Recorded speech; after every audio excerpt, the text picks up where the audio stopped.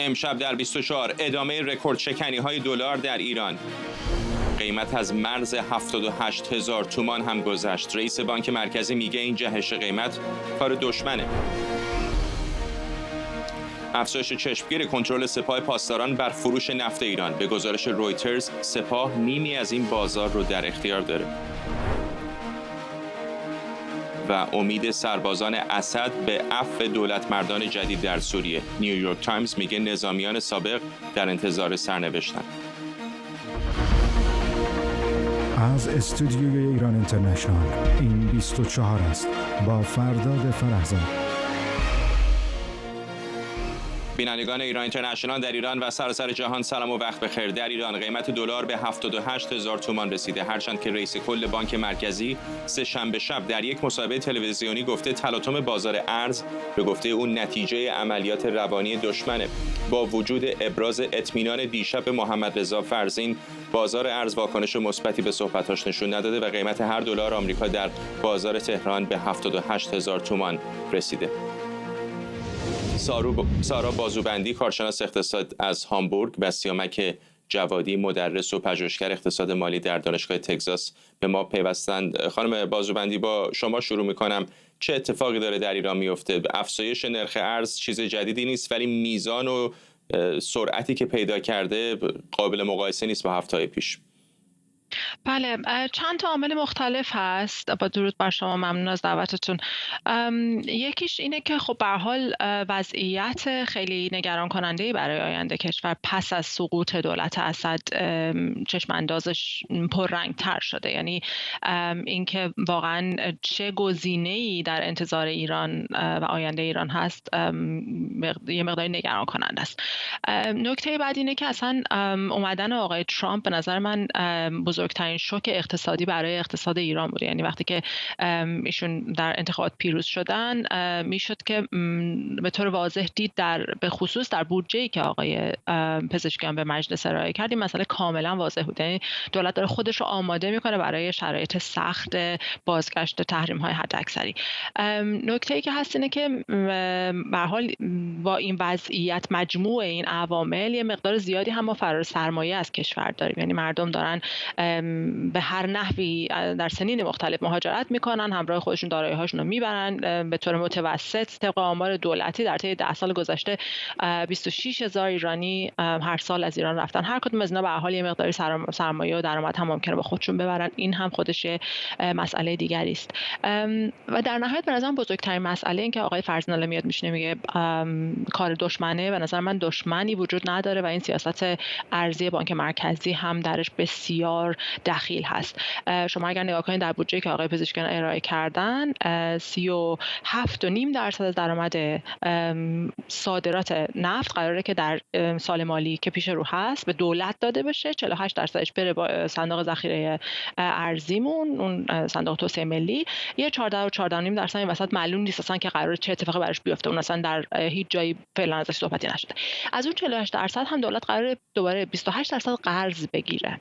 یعنی 20% فقط برسه به حساب ذخیره ملی. خب وقتی که شما یه دولتی دارین که برای بودجهش تا این اندازه به درآمد نفتی پایبنده و وابسته است و آقای ترامپ هم داره میاد با وعده‌های فشار حداکثری، یعنی این درآمد میخواد خود به خود کاهش پیدا کنه. پس یعنی دولت درآمدهای ارزیش میخواد کاهش پیدا کنه.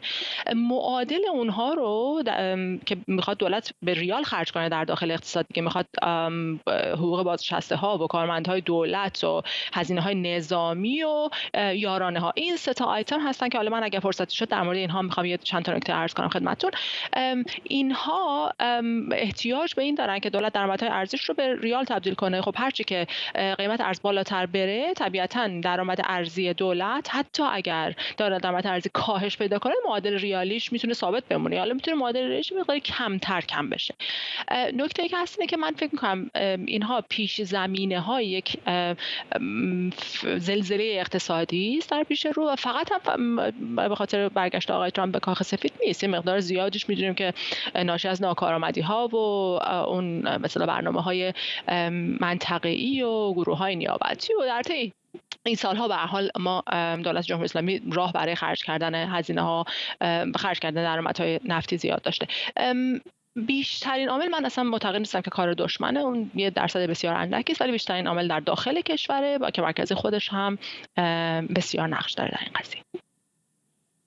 آقای جوادی، در افق هم خیلی سیگنال های امیدوار کننده برای بازار ارز ایران به نظر نمیاد که وجود داشته باشه. الان در نیویورک میبینیم سازمان ملل متحد اعضاش حرف از فعال کردن مکانیزم ماشه دوباره میزنن. چند هفته دیگه ترامپ سر کار خواهد اومد، حرف از فشار حداکثری میزنه او.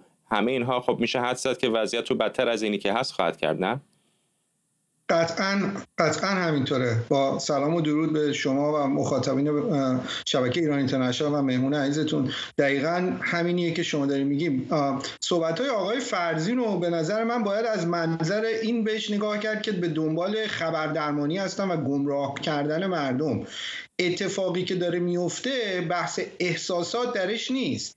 ببینید این اتفاقی که داره میفته باید از منظر نیروهای پایه‌ای بازار ارز بهش نگاه کرد. هر گونه خبری که بیاد و روی این نیروهای عرضه و تقاضا تو بازار ارز تاثیر بذاره به طور متناظر روی نرخ ارز تاثیر میذاره. خب شما از یه طرف سقوط اسد رو میبینین و همزمان پازل قطع شدن دستهای بازوهای جمهوری اسلامی. خب این قضیه رو کاملا برای بازیگران بازار ارز شفاف میکنه که دسترسی جمهوری اسلامی به دلار و درآمدهای ارزی که داشته کمتر از قبل میشه. خب یعنی اینکه نیروهای پایه‌ای تحت تاثیر قرار میگیرن، خب قیمت بالا میره. شما ببینید ما اصلا مگه سرمایه‌گذاری خارجی داریم تو ایران؟ ما واردات سرمایه به داخل ایران نداریم. همونجوری که مهمون دیگه‌تون هم گفتم ما به طور عکس خیلی هم خروج سرمایه داریم. حالا علاوه بر این شما اینو اضافه بکنید که با سقوط دولت اسد الان احتمال اینکه دسترسی جمهوری اسلامی به منابع کمتر بشه کاملا واضحه. بعد شما سیگنال ترامپ رو دارید. ببینید اگر حتی ما به تئوری‌های اقتصادی نگاه بکنیم، این تئوری قدرت برابری خرید حالا بهش انتقاداتی وارده، ولی خب به هر حال اگه ما اون تئوری رو بیایم به پیاده‌اش بکنیم یه ایده‌ای به ما میره که نرخ برابری باید کجا باشه. این نرخ برابری الان دور و بر 78 تومن نیست. همین امروز بانک مرکزی اعلام کرده که تورم سالیانه تو آبان دور و بر 30 خورده درصد بوده. تورم تو آمریکا 2.7%، حالا بگیم 3%. این معنیش اینه که پول ایران باید یه چیزی دور و بر 35% دیگه سقوط بکنه. 35% دیگه سقوط یعنی یه عددی دور و بر 100,000 تومان. این که الان ما روی این عدد دور و بر 78 تومانیم تو کانال 73 تا 75 این دائم در حال رفت آمده، این به دلیل مداخلات ارزیه. ببینید باید در نظر بگیریم همه این اتفاقا داره تو دولت بایدن میفته. اینا 200 میلیارد دلار فقط فروش نفت تو دوره بایدن داشتن و اجازه داده که دسترسی داشته باشن. همین 10 روز پیش خبر اومد که 10 میلیارد دلار معافیت تحریمی بهشون داده و اجازه داده که به پولشون تو عراق دسترسی پیدا بکنن. شما صبر بکنید ترامپ بیاد تو کاخ سفید اون دستورهای اجرایی رو امضا بکنه، اون سیگنال مربوط به اعمال فشارهای حداکثری کاملا تقویت بشه، اون موقع ما شاهد یک جهش شدید خیلی زیاد توی بازار ارز خواهیم بود. واقعا آینده جالبی و من متصور نیستم. این قیمت دلار داره اینجوری بالا میره، به نظر من حتی در برآورده کردن نیازهای پایه‌ای مملکت و خرید اقلام اساسی اینا رو دچار مشکل خواهد کردش. خانم بازوبندی، در کوتاه مدت آیا هیچ اهرمی دستشون هست از ذخایر ارزی گرفته تا راهکارهای دیگه که بتونن تا اندازه کنترل بکنن، یا دیگه واقعا غول از چراغ پریده بیرون؟ غول در دراز مدت که از چراغ پریده قطعا بیرون. در کوتاه مدت خب همین 10 میلیارد که الان مهمون از برنامه هم بهش اشاره کردن به حال کم پولی نیست. دسترسی داشتن با اون میتونه یه مقداری به تخریب بندازه مشکلات رو. نکته دیگری که هست اینه که من نگرانی بزرگترم صندوق‌های بازنشستگی ان. صندوق‌های بازنشستگی رو در طی این سالها خیلی ازش گفتن، خیلی ابراز نگرانی کردن. دولت هر از گاهی اخبار منفی نسبت به این قضیه داده و بزرگترین سیگنالی که من در سال مالی جاری دیدم نسبت به این قضیه که بسیار سیگنال منفی هست اینه که 3 تا آیتم همیشه در بودجه‌های قبلی وجود داشته که دولت اینها رو به صورت موارد پیش بینی شده ازشون حرف می‌زده. یکی پرداخت یارانه‌ها بوده، یکی اختصاص نفت و بنزین به نیروهای مسلح بوده که البته بین سپاه و ارتش جدایی قائل نمیشن در بودجه، نمیدونیم چه مقدار سهم کدومشونه. و نکته بعدی پرداختن کسری‌های صندوق تامین اجتماعی.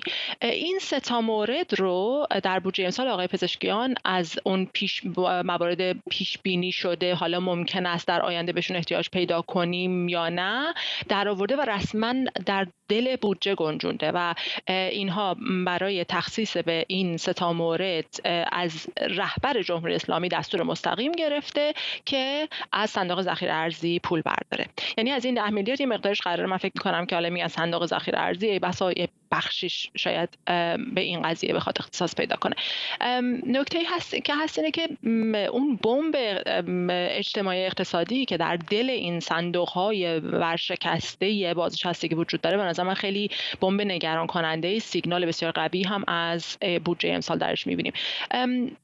در نهایت حتی اگر همین فردا جمهوری اسلامی بیاد اعلام کنه به آژانس و به آقای گروسی بگه که آقا ما اصلا برنامه هسته‌ای رو کلا جمعش کردیم و نمیخوایم دیگه اصلا کاری کنیم، که کاملا برعکسش داره اتفاق میفته، من دارم مثال کاملا نقضش رو میزنم، تحریم ها تا بخواد برداشته بشه، تا بخواد حالا اتفاقات مثبتی در کشور بیفته، این قوله چراغ جادویی که شما بهش اشاره کردیم واقعا مدت زمان بسیاری است که از داخل چراغ جسته و حتی اگر که وضعیت از این بدتر هم قرار باشه نشه، منظورم اینه که ما روی خود اقتصادی در ایران نخواهیم دید. با این وضعیت تورم، با این وضعیت ورشکستگی صندوق‌های بازنشستگی و با این وضعیت وابستگی شدید اقتصادی به درآمدهای نفتی، من واقعا هیچ گونه چشم‌انداز مثبتی نمی‌بینم. یعنی ما از هر لحاظی که بخوایم نگاه کنیم نسبت به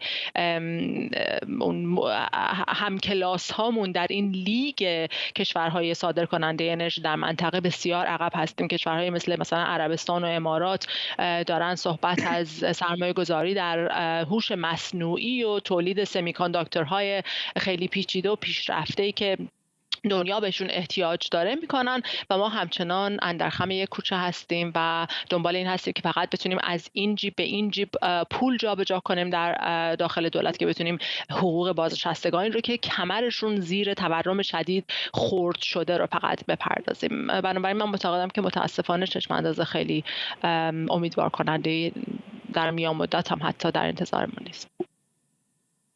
آقای جوادی، یک سوالی که ممکن مطرح بشه اینه که چرا اوضاع از همین بدتر هم نیست؟ خیلی از کشورهای دیگر در شرایط مشابه مثل ونزوئلا یا آرژانتین قبل از خاویر میلی یا زیمبابوه با بحرانهای ارزی خیلی بدتر از اینها روبرو شدن. چطور هستش که در ایران اینقدر این رشد قیمت ارز ناگهانی و افسار گسیخته نیست؟ ببینید، خب ایران یک کشوریه که منابع طبیعی داره، منابع نفتی داره و تا حالا همین 7 اکتبر پارسال یک شبکه نفوذی تو خاورمیانه داشت که اجازه میداد که دسترسی به این پولا داشته باشه و از اون مهمتر حداقل تو 4 سال گذشته شما یک دولتی در ایالات متحده داشتید که تحریم ها رو اعمال نمی کردش. این چیزی نیستش که من میگم، شما کاملا دیتای برین ورلد بانک رو نگاه بکنید یا IMF رو نگاه بکنید، صندوق بین‌المللی پول، کاملا واضحه که از روزی که آقای بایدن میاد، یعنی از سال 2020 این چارت قشنگ رو به بالا میره. الان دوربر 200 میلیارد دلار خب درآمد ارزی داشتن و اجازه دسترسی داشتن. خب وقتی که شما اجازه دسترسی به منابع ارزی داشته باشین تا حدی میتونید مقاومت بکنید در برابر سقوط پول، ارزش پول ملیتون. ولی موضوع اینه که هیچ کشوری تو هیچ مقطعی از تاریخ، چه برسه کشوری مثل ایران که خیلی اقتصادش ضعیف و فشل زیرساختاش، نتونسته در مقابل این فنر جمع شده در دراز مدت مقاومت بکنه.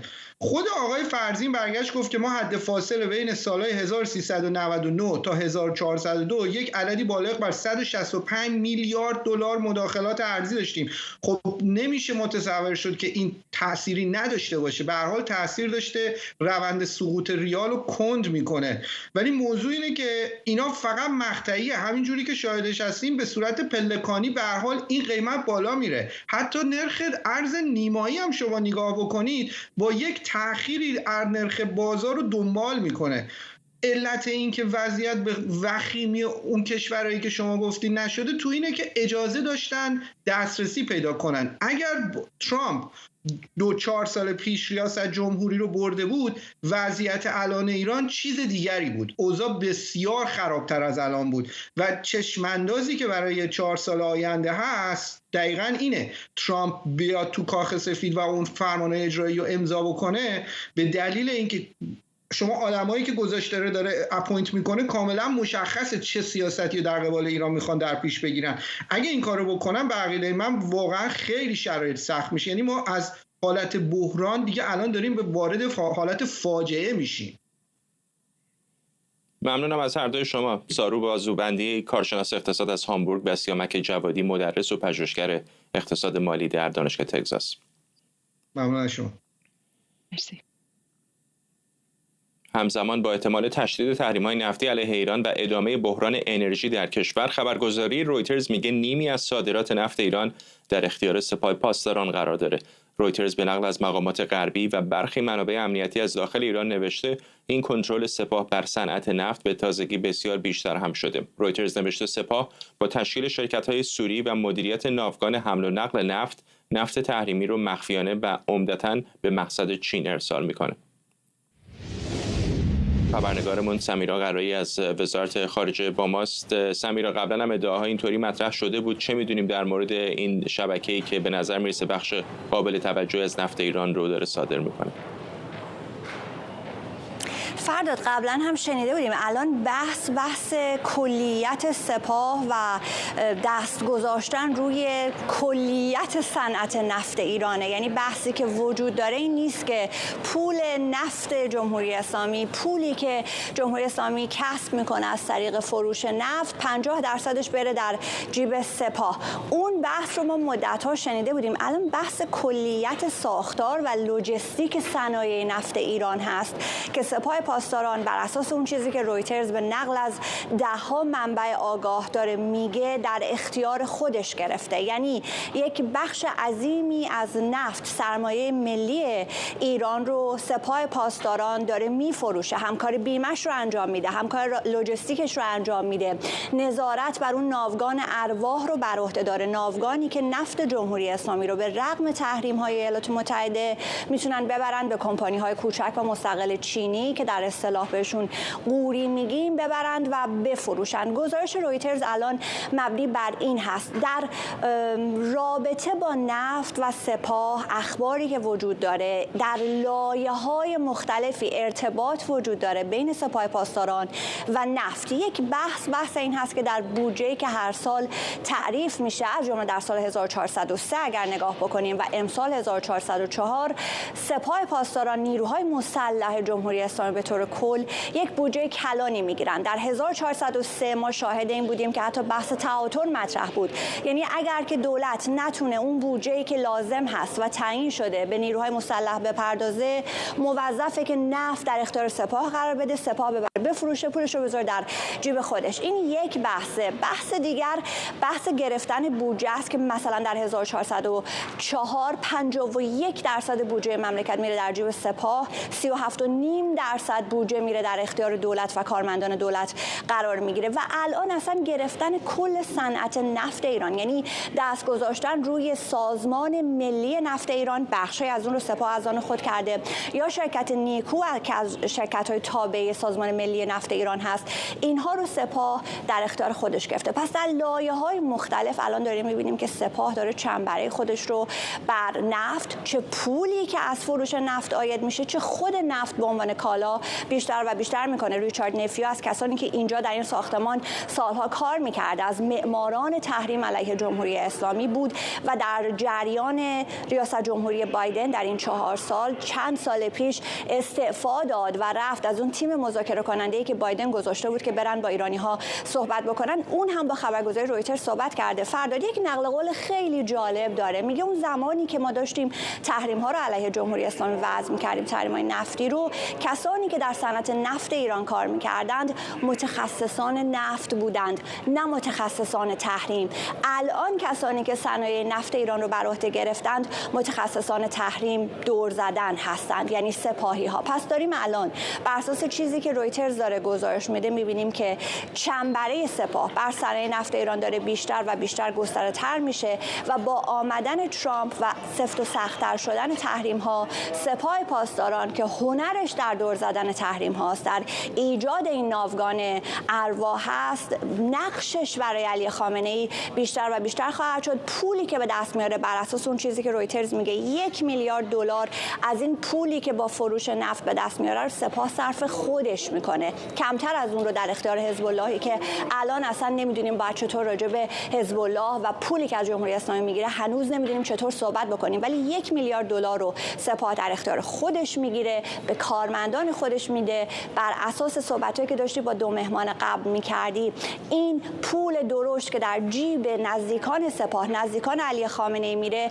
میتونه جامعه ایران رو به هر حال روی پا نگه داره. مثل این بیسکویت های درشتی فردا شاید میشه گفت که سپاهیا دارن میخورن و این کوکی کرامبل ها، این خورده های بیسکویت میریزه و بقیه مردمی که هیچ نسبت، هیچ وابستگی به سپاه و نزدیکی با علی خامنه‌ای ندارند، از این خورده ریزه ها دارن معاش میکنن و به همین خاطر شاید اون وضعیت تأسف‌باری که در ونزوئلا راجعش صحبت می‌کردیم رو ما هنوز توی ایران نمیتونیم ببینیم. ممنونم از تو. سمیرا قرای همکارم از وزارت خارجه آمریکا.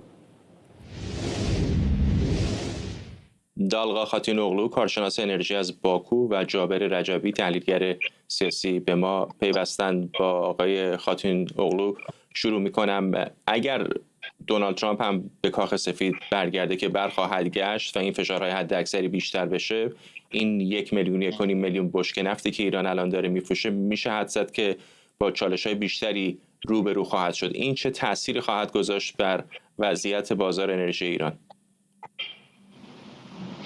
خب از سلام دارم. یه نکته‌ای که خیلی مهمه اینه که حتی اگه ایران بتونه تحریم‌های آمریکا رو تا حدی دور بزنه و صادرات نفت خودش رو بدون مشکل با همین وضعیت فعلی به چین ادامه بده، نکته اینجاست که دولت چین به پالایشگاه‌های کوچک و مستقل که راندمان خیلی پایینی دارن و آلودگی بسیار زیادی ایجاد میکنن و محصول اصلی که تولید میکنن یکیش مازوت هست، الان فشار وارد میکنه که یا اینا بایستی نوسازی بشن یا کلا از رده خارج بشن. یعنی ایران به غیر از بازگشت ترامپ مشکل بازاریابی در چین رو داره.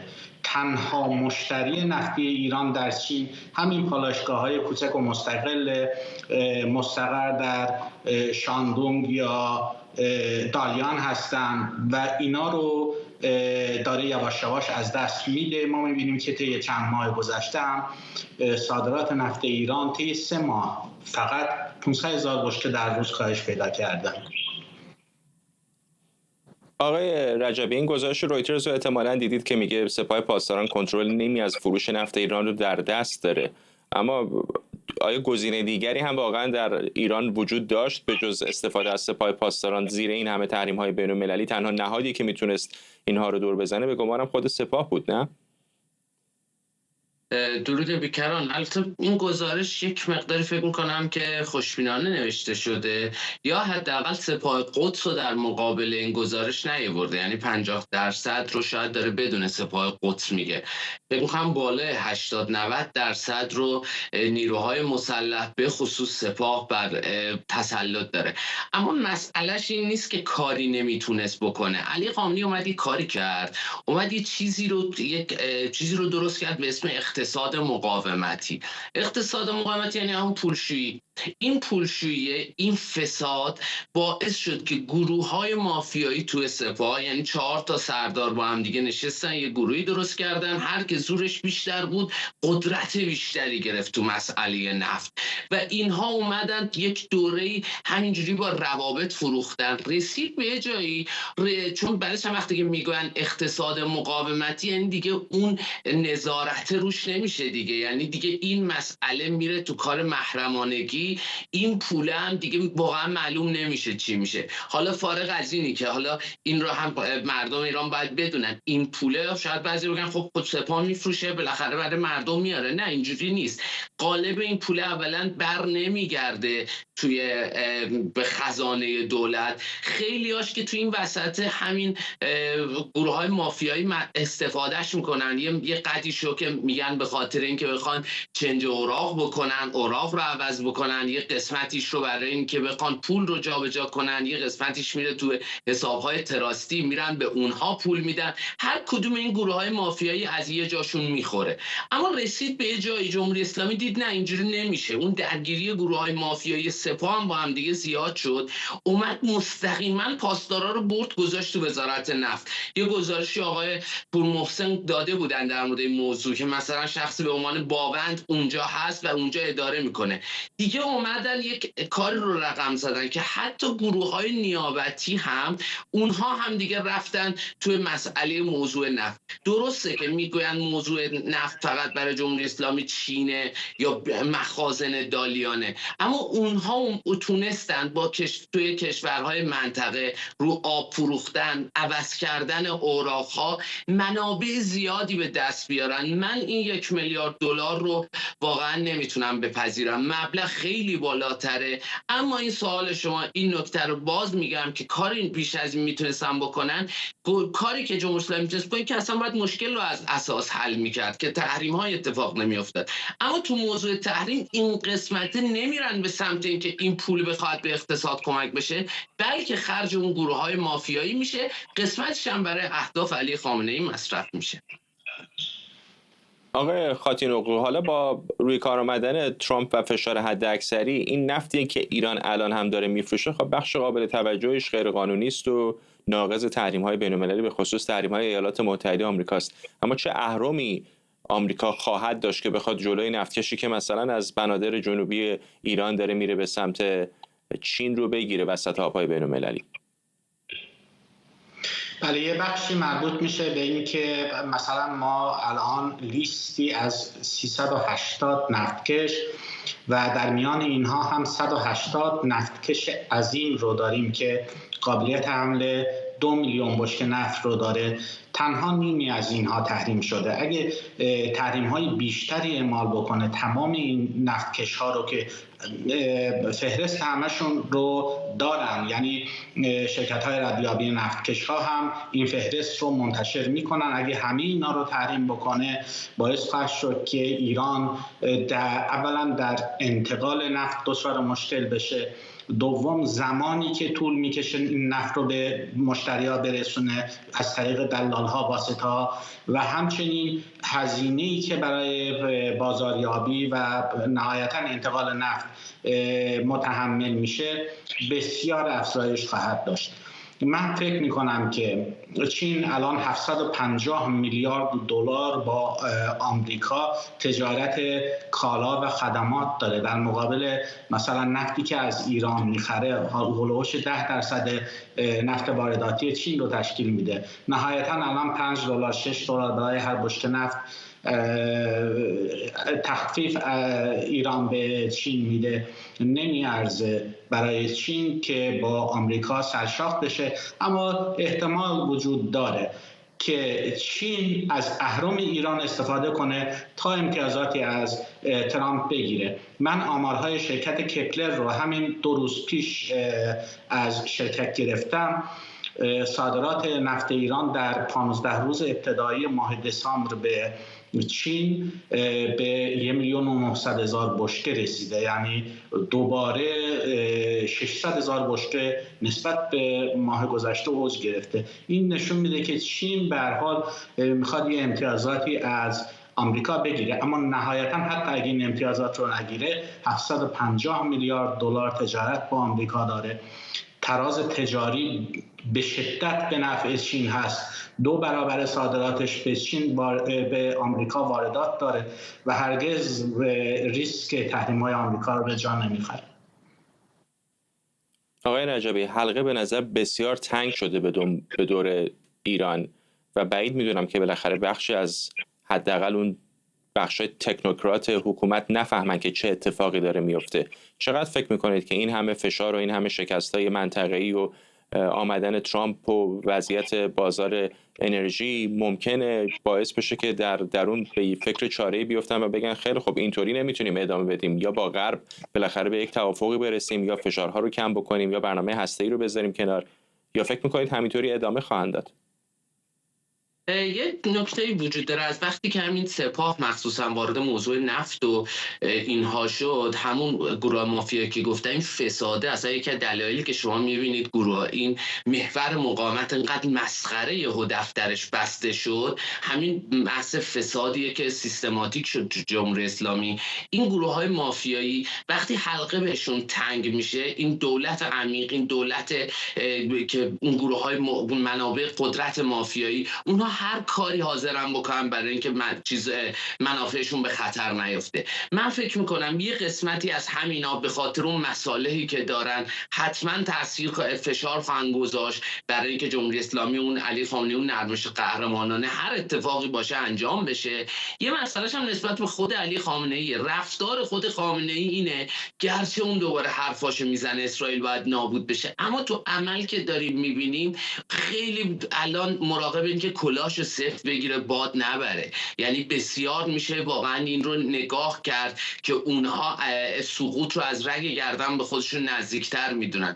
برای همین فکر میکنم جمهوری اسلامی یک طرف تلاش میکنه کارهای که برگ بازی داشته باشه، ولی از اون ورم حاضر هر باجی بده، هر کاری بکنه که این مقدار براش یک مقداری باز بشه. اون دوره ترامپ براش بدترین خاطرات رو داشت. حالا نگاه بکنید که در یک دوره ترامپ داره میاد که دیگه حزب اللهی که به عنوان گروهی که بخواد مثلا سپر جمهوری اسلامی باشه وجود نداره، دیگه بشار اسدی وجود نداره، دیگه گروه‌های نیابتی همشون دیگه برای بالا پرشون ریخته. جمهوری اسلامی در ضعیف بودن شرایط خودش قرار داره. همین الانش در داخل کشور اونها نگران اینن هر روز یک جرقه خورده بشه، اقتصاد هم که نابود شده. فکر می‌کنم همه اینها این مسیر رو داره نشون میده که همون جایی که برای علی خامنه‌ای مهمترین چیز حفظ این حکومته، هر باجی رو بده، هر کار رو بکنه که این اتفاق براشون نیفته، چون میدونن که با این شرایط یک ضربه کوچیک برای ساقط شدن این حکومت کافیه از طرف مردم. آقای خاتین اغلو، شما چه فکر میکنید؟ چه گزینه‌هایی روبروی جمهوری اسلامی است؟ ببینید، یه نکته‌ای که به نظر من خیلی مهمه بایستی بهش اشاره بشه اینه که واقعیتش دولت چاره‌ای نداره جز متوسل شدن به سپاه پاسداران. من گفتم حالا 380 نفتکش در کار قاچاق نفت ایران هستن، عضو شبکه ناوگان تاریک یا ارواح هستن. نفتکش‌های بزرگ، حتی نفتکش‌های کهنه مثلا 20 ساله که اقساطی هستن، 30-40 میلیون دلار ارزش دارن. سپاه اینها رو میخره، بعدن که اینا تحریم میشن اینا رو به نصف قیمت میفروشه. یا مثلا پولی که از چین میگیره مثلا میتونه که تعادل بکنه، کالاها رو بخره به یک کشور دیگه بفروشه از یک کشور دیگه. این کاری نیست که شرکت ملی نفت ایران بتونه انجام بده. شرکت ملی نفت ایران 80 میلیارد دلار بدهی بار آورده، حتی نمیتونه 3 میلیارد دلار در سال سرمایه‌گذاری نفت و گاز انجام بده و دولت هم به شدت دچار بحران هست. دست سپاه بازه، میتونه هر کاری انجام بده. ممنونم از هر دوی شما. دالغا خاتین اغلو، کارشناس انرژی از باکو، و جابر رجبی، تحلیلگر سیاسی. نیویورک تایمز میگه حاکمان جدید سوریه وعده دادن که سربازان بشار اسد عفو میشن، اما فرماندهان و مقامات ارشدی که در جنایات رژیم دست داشتن تحت تعقیب قرار میگیرن. دولت انتقالی سوریه از همه نظامیان و حتی کارکنان پزشکی در ارتش خواسته کارت شناسایی، سلاح و وسایل نقلیه‌شون رو تحویل بدن. گزارش میگه بیش از 600 نفر در مرکزی به اسم آشتی در لاذقیه در صف ایستادن تا کارت‌های شناسایی جدیدی بگیرن که به اونها اجازه میده آزادانه در سوریه زندگی کنن. أنا جيت لهون تواصلت مع الشباب على صفحة على التليجرام. من بعد از تماس با چند عضو عملیات بازدارندگی تهاجم در تلگرام به اینجا اومدم. اونها بیانیه منتشر کردن و گفتن هر سربازی که بخواد میتونه بیاد و وضعیتش رو رسما تصحیح کنه. اوضاع خوب بود، کسی منو بازداشت نکرد یا بهم آسیبی هم نرسون. من خودم از خونه اومدم اینجا. اعتقلني ولا حد اذاني وانا جيت من تلقاء نفسي، جيت من البيت. تورسکه صادقی، روزنامه‌نگار از پاریس با ماست. خانم صادقی، شرایط خیلی پیچیده یا اینطور نیست؟ برای اینکه همون نیروهای قبلی اسد نمیدونن چقدر میتونن به این حکومت جدید اعتماد بکنن، هم مقامات حکومت جدید نمیدونن الزاماً که همه کسانی که ثبت نام میکنن با چه کم و کیفی در حکومت پیشین خدمت کردن.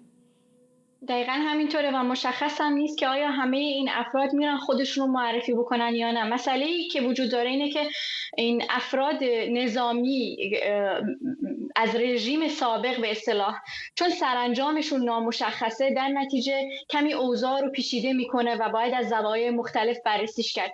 تحریرالشام از زمان سقوط دمشق تا این لحظه داره بیانیه‌های متفاوتی رو منتشر میکنه. مثلا اوایل گفتش عفو عمومی رو صادر کرد، بعد از اون گفتش که همدیگر رو نکشید، یعنی انتقام نگیرید، که شامل نیروهای نظامی میشد. بعد از اون خب به بیانیه دیگری دادین که افرادی که دستشون حالا جنایت کردند، مردم رو کشتن، اینها شامل عفو نمیشن و الان هم درخواست کرده که همه برن به اصطلاح تصفیه بکنن. واژه عربیش هستش.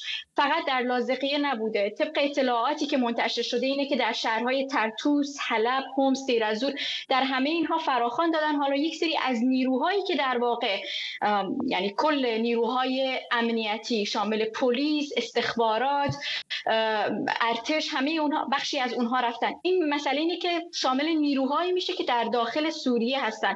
خب برخی از اونها رفتن، برخی هنوز نرفتن و مشخص هم نیست، چون یک سری از فرماندهان اونطور که اطلاعاتی که ما داریم یا این نیروها جابجا شدن، در مناطق خودشون نیستن. اما مسئله‌ای که مهمه اینه که خب اونا با بیش از 2000 نیرویی که در داخل عراق هستن چه کار خواهند کرد که در بینشون افسران و نیروهای یعنی فرماندهان بلندپایه هستن و احتمالاً مرتکب جنایت هم شدن. برخی از اونها درخواست کردن که به سوریه بازگردونده بشن، اما دیگران نه.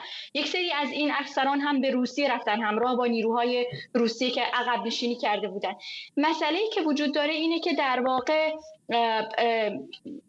تضمینی وجود نداره که تحریرالشام در نهایت با این افراد چه کار خواهد کرد. خب اونا میرن تصفیه میکنن، سلاح خودش رو تحویل میدن، ارگان خودش رو معرفی میکنن.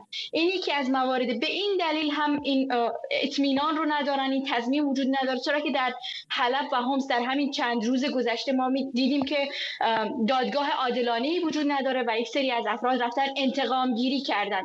حالا جدا از این که افرادی که کشتن چه میزان اونها جنایت کردن در رژیم اسد. این بخشی از ماجراست. بخش دیگری ماجرا اینه که خب فرماندهانی هنوز وجود دارن در مناطق شیعه نشین. اینطور برداشت میشه که اونها بخوان در واقع با توجه به نیروهایی که در خارج از سوریه هم دارن یک گروههایی رو تشکیل بدن برای ماه‌های آینده که اونها در آینده دردسر بشن برای تحریرالشام، یعنی برای هیئت تحریرالشام. و در حتی امروز و دیروز هم یک سری اعتراضات رو داشتیم. اینا خودش چالش بسیار بزرگیه برای دولت آینده، سیستمی که قراره در آینده حاکم بشه بر کل سوریه. در دمشق اعتراضات مردم امروز و دیروز این بود که خب ما یک حکومت مدنی میخوایم نه شرعی. چقدر تحریرالشام میخواد این رو اجرایی بکنه، به خواسته مردم گوش بده. دوم این که این شباهتی که فضای کنونی سوریه داره با عراق، یعنی بعد از 2003 ما دیدیم گروه‌های بسیاری در عراق تشکیل شدن که همه اونها سلاح داشتن. چطور چه سیستمی رو اونها تعریف میکنن که با توجه به اون بتونن سلاح رو از دست این گروه‌ها در بیارن؟ خب در رژیم بشار اسد هم همین ماجرا بود، الان هم همین طوری هستش، گروه‌های بسیار زیادی که سلاح دارن.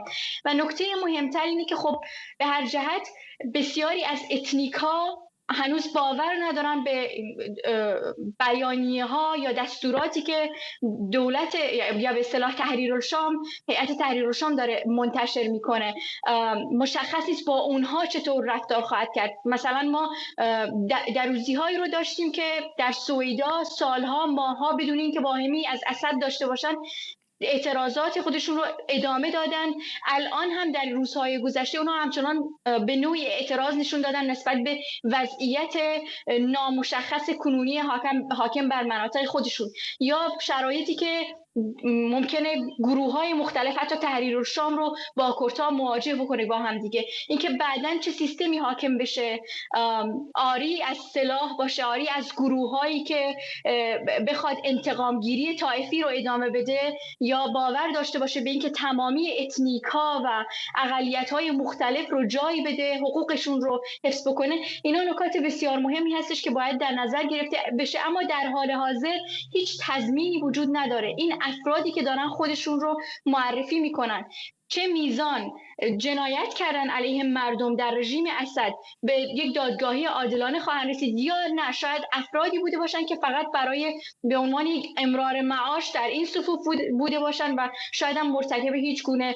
جنایتی هم نشده باشن و در نتیجه مشخص نیست که آینده اونها به کجا پیش خواهد رفت. در هر صورت تضمینی وجود نداره که یک ارتش کامل، همون مشکلی که همین الان دولت عراق باهاش مواجهه، تأسیس بشه و همه نیروها بتونن زیر سایه فرماندهی کل بتونن به اصطلاح حاکمیت اون منطقه رو حفظ بکنن. خانم صادقی، رابطه و رویکرد گروه‌های کرد الان چطور هست با دولت جدید سوریه؟ نگرانی‌های بسیار زیادی وجود داره. اینکه در واقع مشکل اصلی اونها این هستش که در واقع این ترکیه هستش از طریق گروه‌های مورد حمایت خودش و حتی خصوصا مستقیم داره ورود میکنه به این مسئله، یعنی به مناطق اونها. سعی کردن در روزهای گذشته گفتگوهایی با آمریکایی‌ها داشته باشن، حتی گزارش‌هایی منتشر شده بود در رابطه با اینکه در واقع یک سری از نیروهای آمریکایی وارد شهری که برای اونها استراتژیک هستش کوبانی وارد اونجا شدن. اما آخرین گزارش‌هایی که از طرف مقامات اون منطقه، یعنی مناطق تحت کنترل کردها داره منتشر میشه، اینه که حاوی نگرانی هایی هستش که هر لحظه امکان این وجود داره که ترکیه به کوبانی حمله بکنه و اونها اون منطقه رو یک منطقه استراتژیک برای خودشون میدونن. گفتگوهایی هم شده با کشورهای اروپایی از جمله فرانسه، بیانیه‌هایی در این رابطه داشته، اما تا این لحظه نتیجه ملموسی نداشته و کماکان این خطر متوجه اون منطقه هستش از دید اونها. و از طرف دیگه هنوز هم دمشق یعنی افرادی که تحریرالشام که حاکم بر دمشق هستن فعلا نتونستن در این رابطه دخالت یعنی چشمگیری داشته باشن که بتونن اوضاع رو کنترل بکنن. ترکا چه میگن دلیلشون اگر این حمله که گفته میشه یا ادعا میشه به کوبانی میخوان انجام بدن به چه دلیلی، به چه توجیهی خواهد بود؟ ببینید مسئله اصلی اونها در واقع اینه که هیچ گونه نیروی رو، حتی نیروهای SDF رو، نیروهای دموکراتیک سوریه رو که بخشی از به واقع یعنی هم پیمان نیروهای آمریکایی بودن در مواجهه با داعش، در طول سالهای گذشته اونها علیه داعش بسیار جنگیدن و به طور مداوم بیانیه ها رو داریم از سمت به هر جهت از سمت آمریکایی ها هم میبینیم که میگن که شرکای ما کماکان تلاش میکنیم که شرکای خودمون رو حفظ بکنیم. اما مسئله اینه که آمریکا با توجه به منافعی که با ترکیه داره نمیتونه این تهدید رو که از جانب ترکیه داره متوجه کردها در اون منطقه میشه مهار بکنه. در نتیجه اونها کماکان مسئله‌ای که ترک ها دارن اینه که اونها رو تهدید علیه خودشون میدونن، علیه مرزهای خودشون میدونن، اونها رو بخشی از نیروهای حزب کارگران کردستان میدونن و این باعث شده که این تنش در اون منطقه همچنان ادامه دار باشه در طول سالهای گذشته و تا همین الان هم. ممنونم از شما. تروسکه صادقی، روزنامه‌نگار از پاریس با ما. و ممنونم از شما که بیننده 24 امشب بودید. حرف از سوریه شد. اجازه بدید برنامه را هم با تصاویر زنده از آسمان دمشق به پایان ببریم.